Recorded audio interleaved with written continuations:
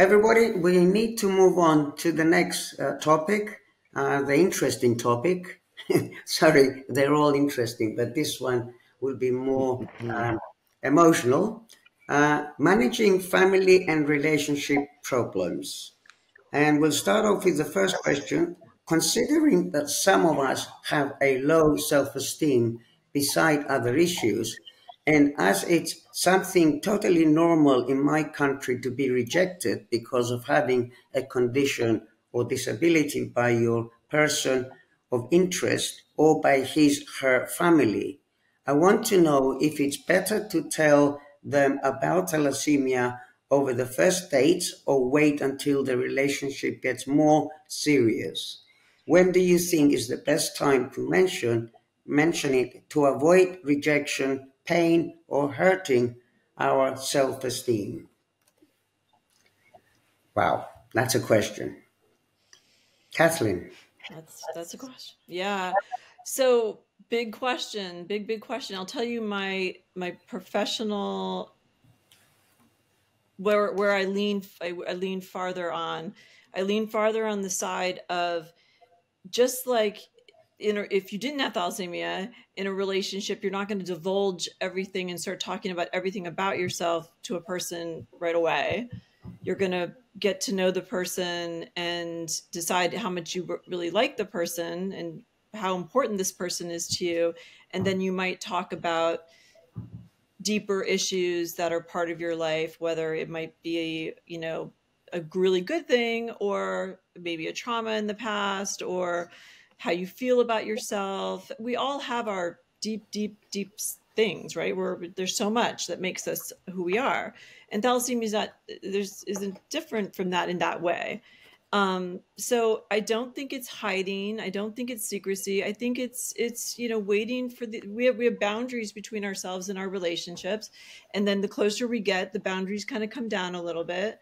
So I always say to my clients, let's talk about the different ways to do it, because I want them to choose what's best for them. Some patients just want to tell right away. They just can't. They got to get it out there, and that is their choice. And I back that up.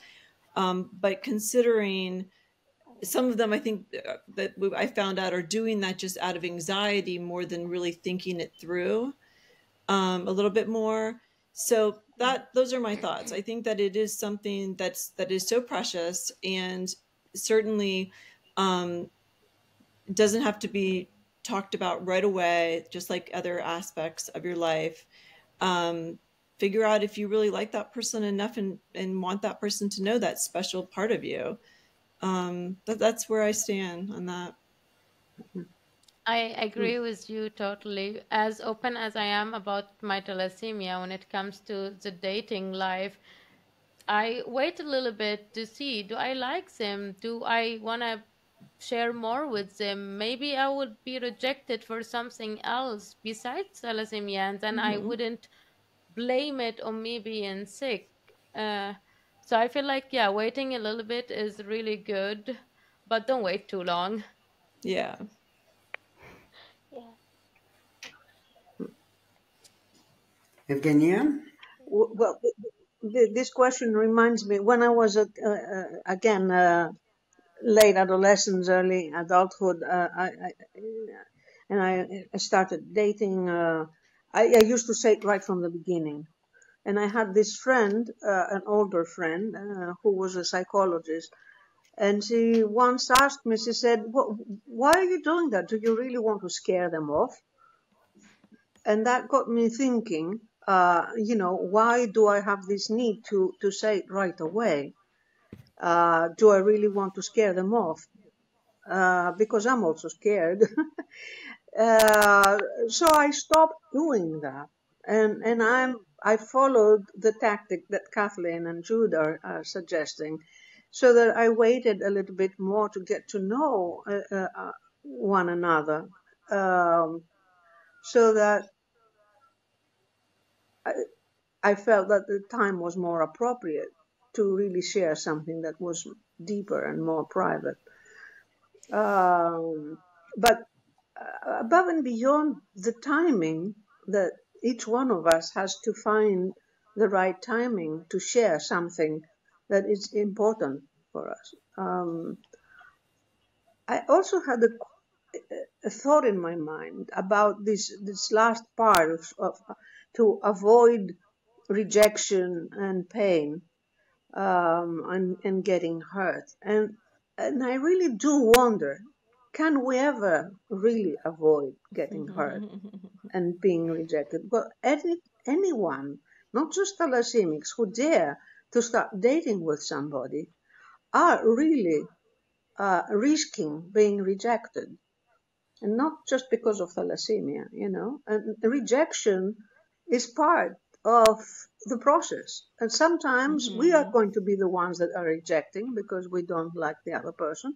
And sometimes it would be the other person rejecting us. So I think that in general, our society, again, is giving a lot of emphasis on a painless kind of life. But pain is part of life. There are so many things that are going to hurt us. And this is why I was saying before that life is difficult, and there are going to be points at which we're going to feel rejected, and where we're going to be hurt. Of course, you don't go you're not a masochist wanting to be rejected and hurt. Okay, this is a different story. But as part of life, every time we risk and we dare to do something new, or to show ourselves, we risk being rejected or disapproved or whatever. So we really have to come to terms with the fact that yes, sometimes it might happen. So what? We have to move on. Okay, so we must get acquainted to the idea of that there is no painless life. Yasmin, sorry, go ahead, Catherine. Go ahead. So I was going to say really quickly, I was going to say in the dating world, I'd say to people, date as much as possible, because it's building a muscle. It's just like the challenging yourself to your fears. Just do it. If you do it enough, then it waters down the fears. But if you're scared of rejection, you're going to pull back and be less open to going out there. I love all the dating apps because it's like it helps to kind of up your numbers and practice dating as much as possible. Right, girls and boys, once a week or once a month. Kathleen, what do you think? Of dating? Yes. Oh, more. I would say like go on 5 coffee dates a week. Wow, wonderful. Every day. Your country is one of those countries that presumably will give a thalassemia girl a hard time once she finds her partner.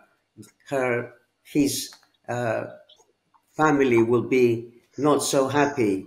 Is that something that you can? How do you think you can deal with it in your country?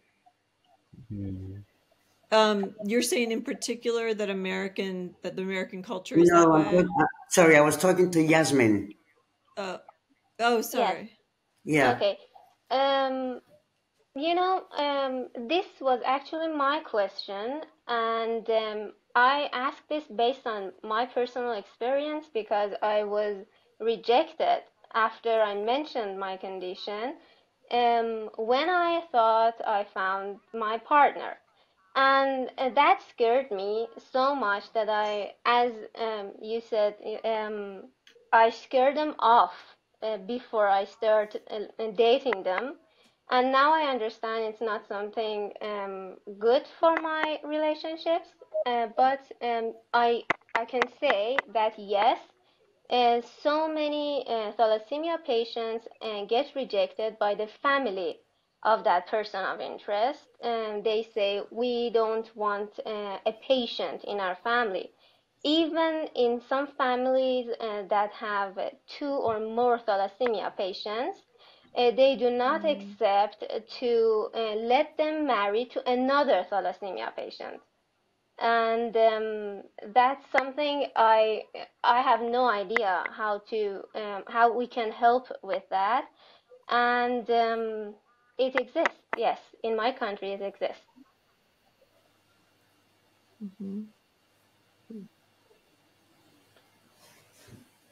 Anybody else like to comment? Tough one. Well, I mean, if I would like to make a short comment that of course I understand that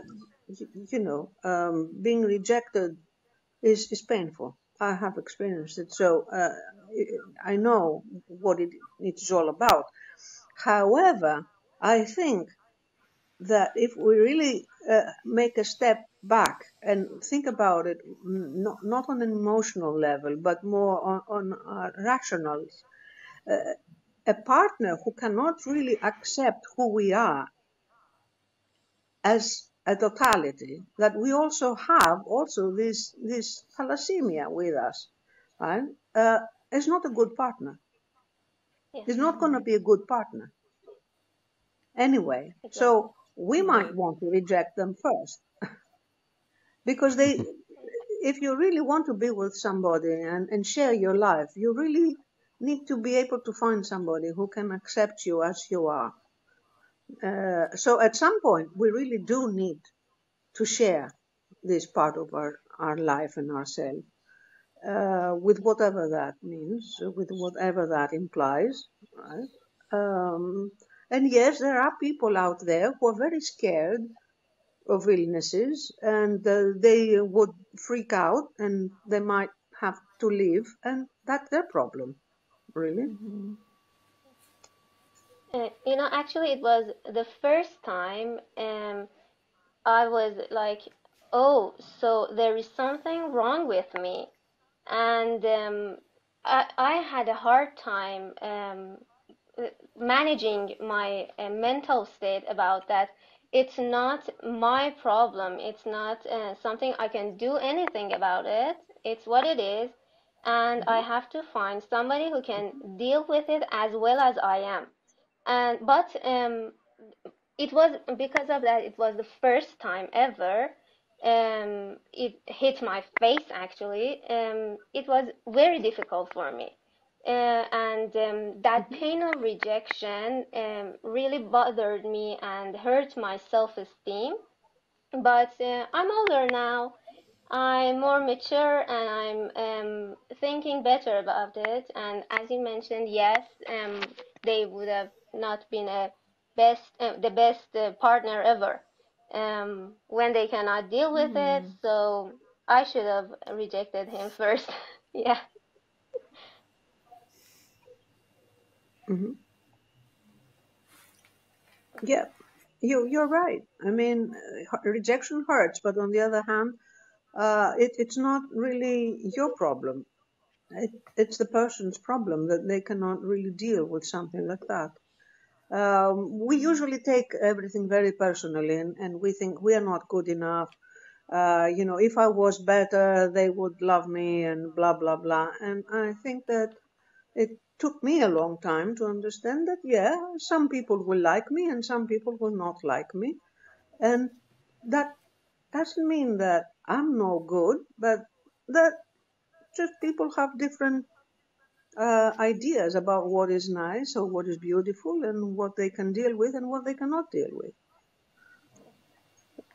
So, Just real Okay. quick, what I've seen, just real quick, in the relationships of my patients is like it's that what the person loved in the thalassemia patient, actually so much of it was the thalassemia, was just the experience, was what the person, right? But that's the thalassemia, brought out.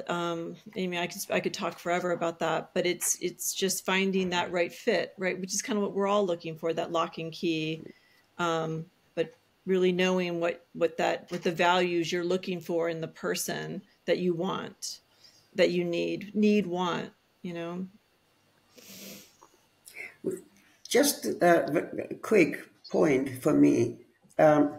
What I've noticed through the years is that the better the treatment becomes, the better the capability of dealing with thalassemia, and the more comfortable people get in having somebody as a partner or as in a relationship or whatever with thalassemia, because basically if we and the most fundamental point here is to adhere to our treatment.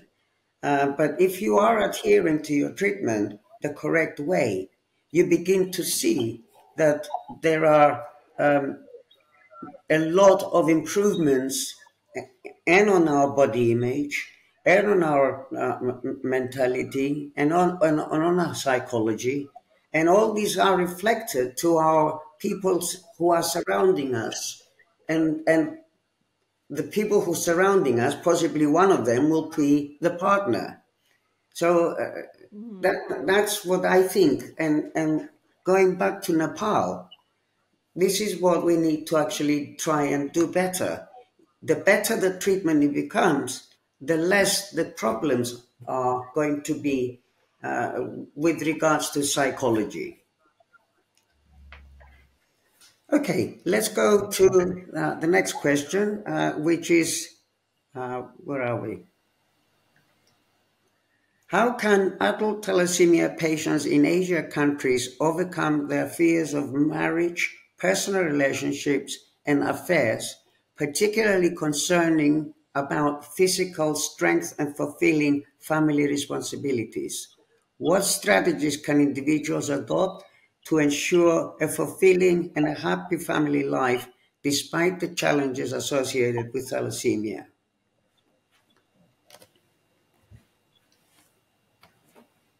Viania. Yeah. Well, I think that as we already mentioned, I think that the starting point for me is to really to be able to accept who we are and what we have, and also to accept that life is difficult and there is no easy way of dealing with life's problems. So, of course, when you make a commitment to be with somebody and you make a commitment to have a child and have a family, things are going to get more complicated and more difficult. You have more responsibilities. And generally, as you grow older, life becomes more difficult because you have more responsibilities. It doesn't get easier. So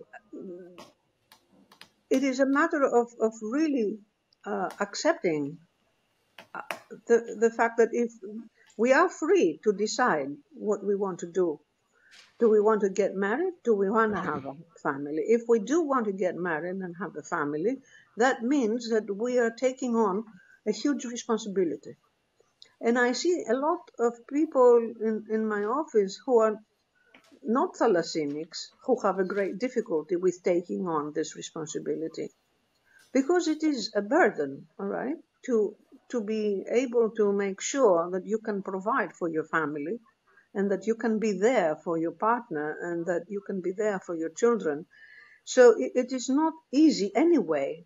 And of course, it is a little bit more complex because we also have thalassemia. And it is important how we are going to talk about thalassemia with our children, or, how we are going to deal with their sometimes our decreased energy in being able to manage everything. But I think that one of the key issues, because it relates to another question that is later on, is communication. I think we need to be able to communicate well with the people that are close to us, to be able to share how we feel, what we think, what we're going through, and to be able to have open channels of communication within the family. The more secrets we have and the more things that we are afraid to share, the more difficult it's going to be. Absolutely.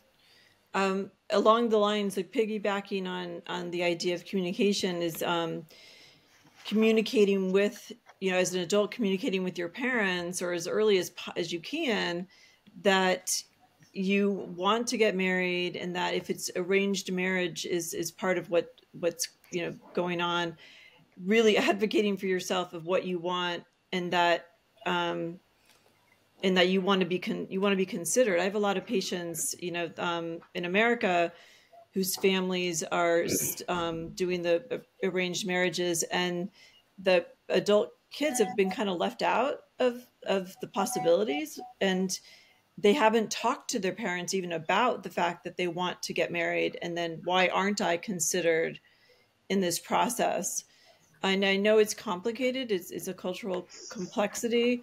But it's, once again, I hate to say it, another advocacy. We're always saying advocate, advocate. It's just, unfortunately another area, but really, really talking openly about how this is a desire, want, and a right that you have, and that you want it. And no matter what the cultural norms, it's something you want. And education is another piece, for those families. Like, the ways to reduce stigma is through education. So the families who think that somebody with thalassemia may not be a fit for their family, there's other issues, right? That might not be a good family fit for you either. But just in general, being able to produce the latest education that this is a condition that, or, it's whatever term you want to use, it's something that is manageable, does have treatments, of course, depends on the access to resources. And now with all the reproductive technologies out there, I would say everybody should get really informed about all of the reproductive technologies to put yourself in a position where you can get what you want from life in this area. And the most fundamental thing, actually, in order just to go back to reproduction capabilities, Kathleen, is you need to be doing your treatment properly from the beginning, because the most sensitive part of our body, being the endocrinology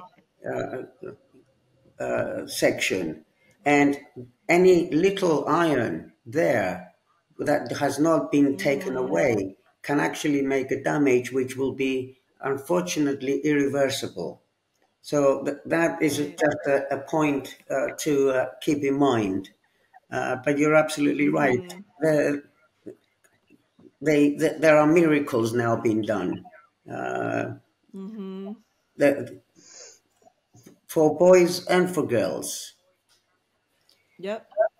Okay. I've got the last question because I think we're also running out, which is a very challenging question.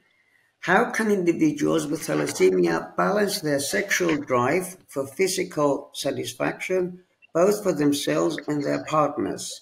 If a partner is not satisfied, how can this issue be addressed, considering both the physical and mental aspects?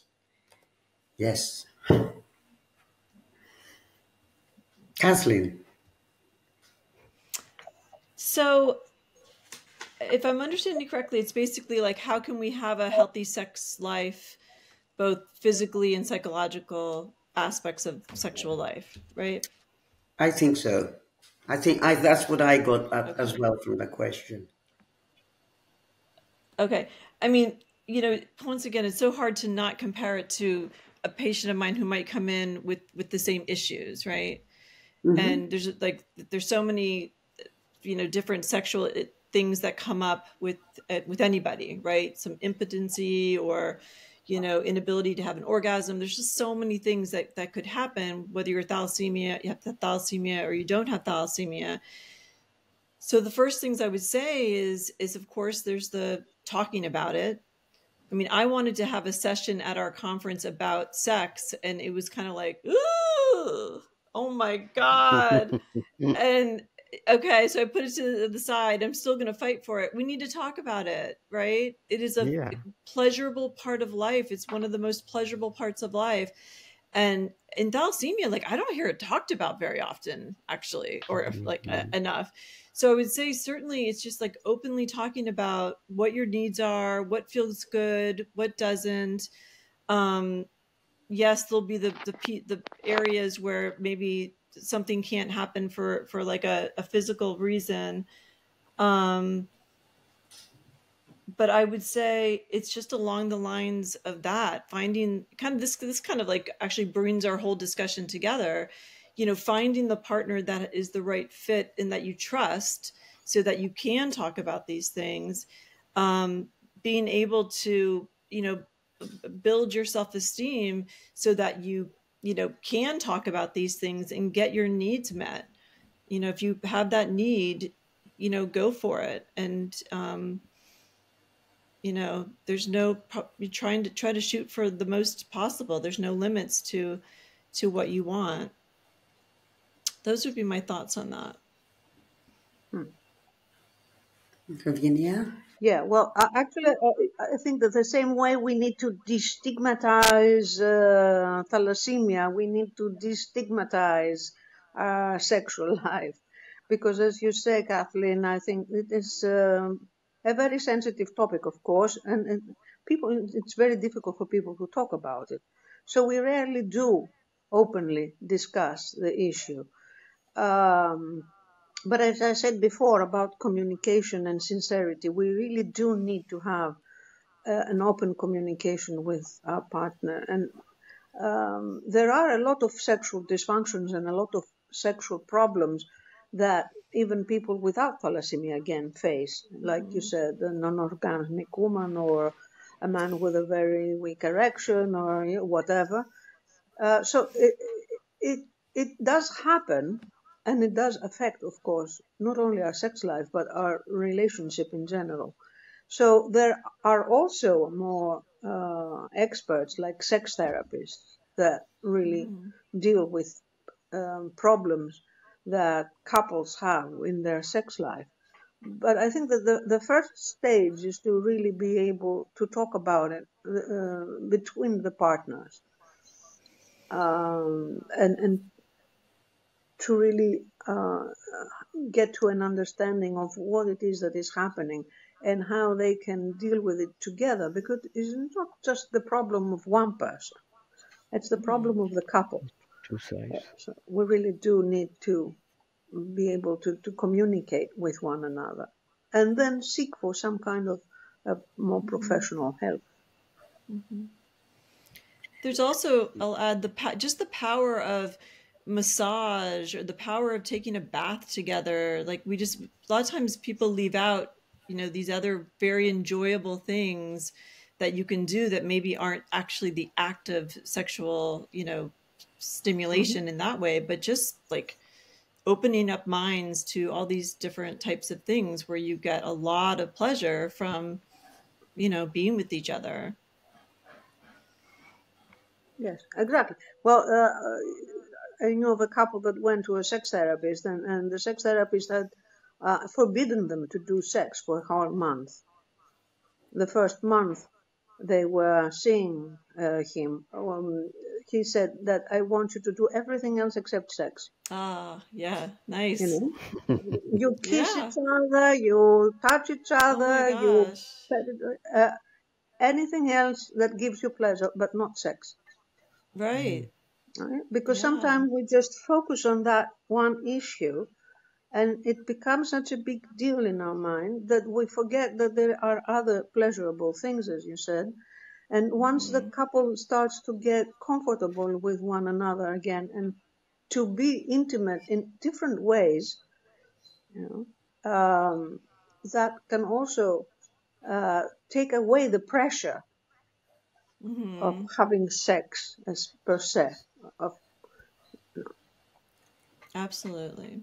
Could I basically take this as another one of the challenges, exactly the same as body image or rejection by my peers? Again, another challenge for the sexual activities of a partner.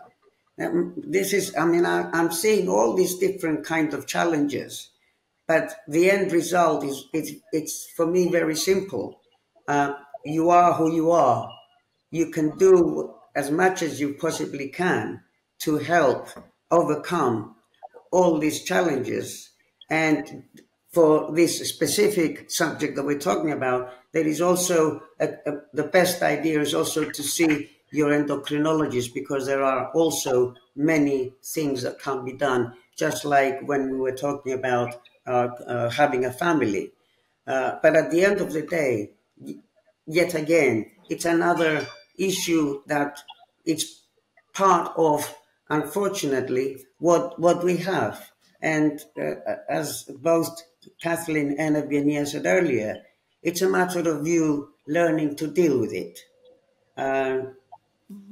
That's my sort of quick summation of this discussion. Can anybody else, Yasmin or Jude? Yeah. Amina? Actually, I have something real quick to mention. This year, my doctor said something about iron overload on hypothalamus that affects sexual desires, and I think that's something we need to be careful about as well. That might be something that has an effect on this. Yes, I just wanted to say that. Okay. Yes. Amina? This is helpful. No, this is helpful. So, from the discussions, have you, as a psychologist or a therapist, do you often receive these kinds of questions from the thalassemic patients on their personal life about the imbalances on sexual life? How often do you tackle with these kinds of questions? I mean, like I said, in a group, like I don't hear about they're not talking so much about it in a group. In therapy sessions, one-on-one, I mean, yeah, we talk about it quite a bit. Okay.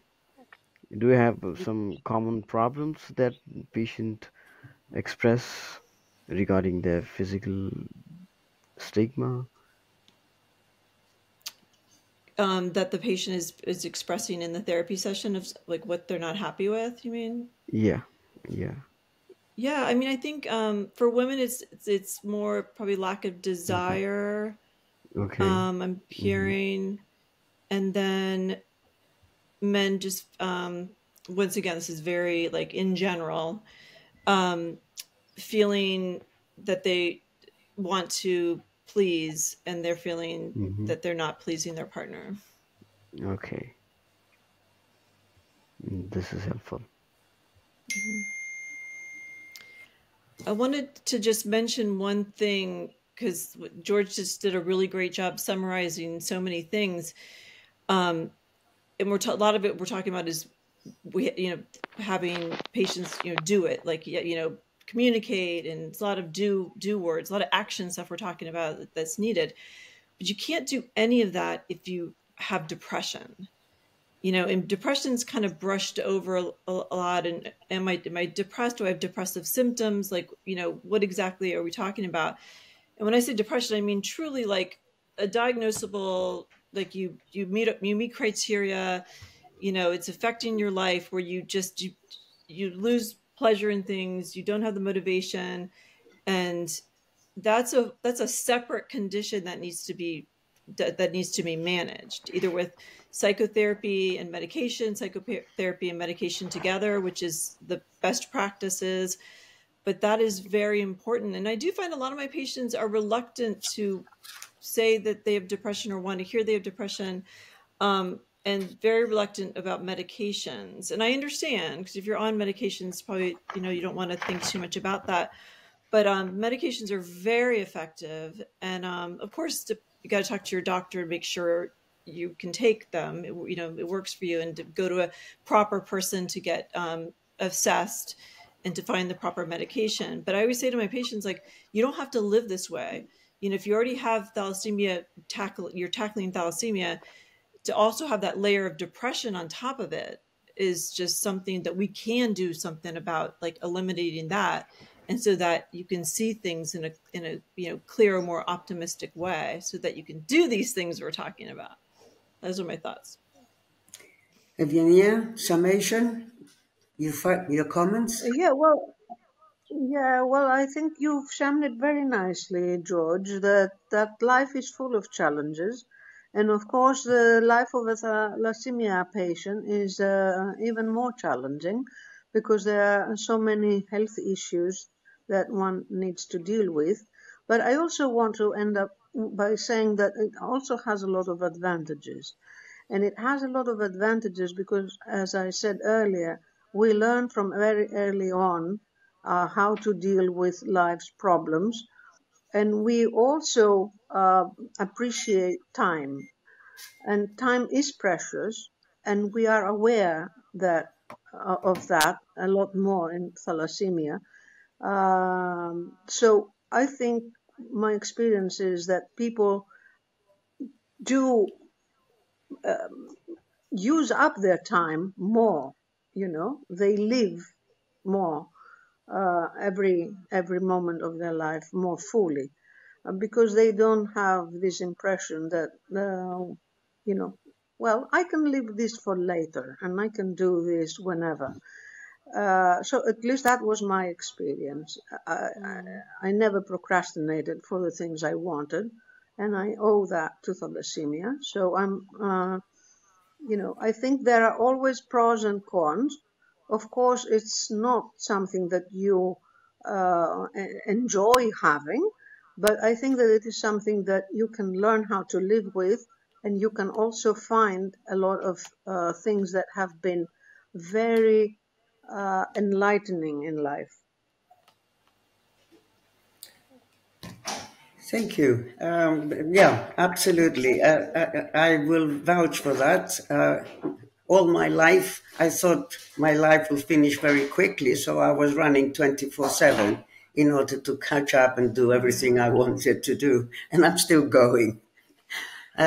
Everybody, I'd like to take this opportunity and thank Dr. Yorganda and Dr. Trust for their time and energy that they brought to this podcast, and also the three wonderful patients who came up with some fantastic, challenging questions. I wouldn't want to open up the door again for them for at least another few months. Yeah. Joe, Yasmin, and Pavat, thank you very much for being. Sorry, Thank you. how do I pronounce it? Avinab. Avinab. Thank you all for taking your time, and I hope it was as enjoyable to you as it was to me. Thank you very much. Thank you.